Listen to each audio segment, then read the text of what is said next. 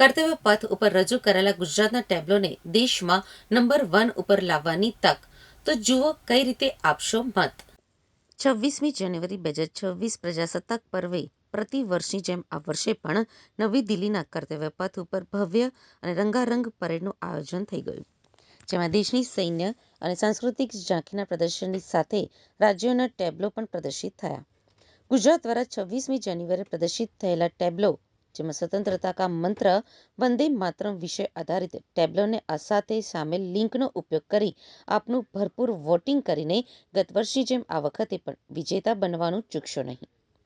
આ લિંક આપના મિત્રો, પરિચિતો, યુવાઓ, સમાજ અને કચેરીના સભ્યોને મોટા પ્રમાણમાં શેર કરો અને તેમને પણ વોટિંગ કરવા વિનંતી કરે. ગુજરાતના ટેબ્લોને વિજેતા બનાવવામાં સહયોગ આપો.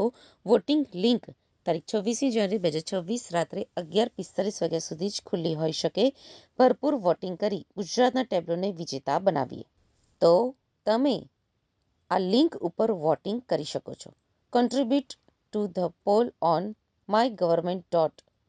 More details at www.mygovernment.in. ત્યારબાદ રાજ્યોના ટેબ્લોની સૂચિ જુઓ, જેમાં ગુજરાત 02 એટલે કે બીજા ક્રમાંકે છે ત્યાં ટીક કરો.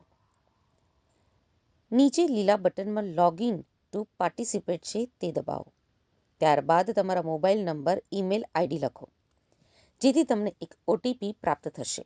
આ ઓટીપી લખતા થોડીક વારમાં જ તમારો વોટ ગુજરાતને રજીસ્ટર થઈ જશે.